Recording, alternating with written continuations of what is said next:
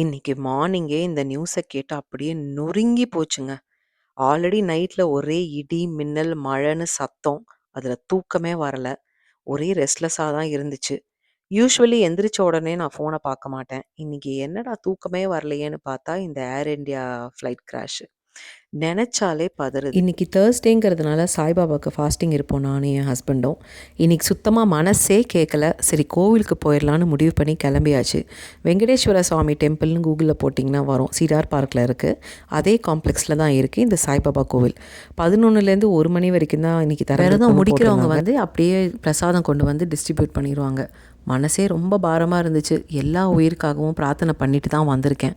இந்த மாதிரி வீட்டை விட்டு நம்ம தூரமாக இருக்கும்போது தான் நம்மளுக்கு இன்னும் அந்த மனசு வந்து ரொம்ப வலிக்குது. ஏன்னா ஒவ்வொரு மெசேஜும் வந்து டேக் ஆஃப் ஆயிட்டிங்களா, லேண்ட் ஆயிட்டிங்களா அப்படின்னு நம்ம கேட்கும்போது அது அக்கறை கிடையாது. ஒரு பெரிய ரிலீஃப் அப்படின்னு தான் தோணுச்சு எனக்கு. 2 காரில் வந்தோம். ஏன்னா என் ஹஸ்பண்டும் வந்து டேரெக்டாக ஆஃபீஸ்லேருந்து வந்துட்டார். அப்படியே போகிற வழியில் வந்து 1 மணிக்கு மேலே ஆகிட்டதுனால பசங்களுக்கு வந்து லஞ்ச் வந்து டிபியில் வாங்கி கொடுத்துடலாம் அப்படின்ட்டு அந்த நியூ ஹோப் டிரைவ் அப்படின்னு ஒன்று இருக்குது. அங்கே தான் இந்த கோவிலும் இருக்குது. அதே ரோட்டில் வந்து இந்த டிபி ஃபுட்ஸ் புதுசாக ஓப்பன் பண்ணியிருக்காங்க. சரி அங்கே ஸ்டாப் பை பண்ணி பசங்களுக்கு பிடிச்ச மாதிரி பூரி மசால் வாங்கிட்டு டக்குன்னு அந்த கேப்பில் நான் வந்து இந்தியன் க்ராசரி லிஸ்ட்லாம் வாங்கிடலாம் அப்படின்ட்டு. எனக்கு என்னவோ யூஷுவலாக போகிற இந்தியன்ஸ் க்ராசரிஸை விட இங்கே நிறைய வெரைட்டிஸ் இருந்த மாதிரி தான் இருந்துச்சு. அரிசிலேயே நிறைய வெரைட்டிஸ் இருந்துச்சு. அதுலேயும் இந்த தோசா ரைஸ் அப்படின்னு ஒன்று போட்டிருந்தாங்க.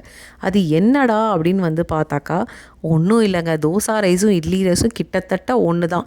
ஆனால் தோசா ரைஸ் வந்து கொஞ்சம் ராவாக இருக்குமா, இட்லி ரைஸ் வந்து கொஞ்சம் பார்பாயில்டாக இருக்குமா. அதுதான் வித்தியாசம் அப்படின்னு நம்ம ஜெமினி சார் சொன்னார். எப்போவும் தேடிக்கிட்டே இருப்பேன் இந்த மாப்பிள்ளை சம்பார் ரைஸ். அதுவும் வந்து வாங்கிட்டேன். இந்த ஒரு பாக்ஸ் பார்த்த உடனே சரி நம்ம ட்ரை பண்ணலான்ட்டு. ரொம்ப நாளாக இந்த கிராமியா ப்ரெஸ் அப்படின்ற அந்த ஆயிலும் தேடிட்டு இருந்தேன். அதுவும் இங்கே கிடச்சிது. சரி ஓகே டக்கு டக்குன்னு வாங்கிட்டு வீட்டுக்கும் பத்திரமா வந்தாச்சு.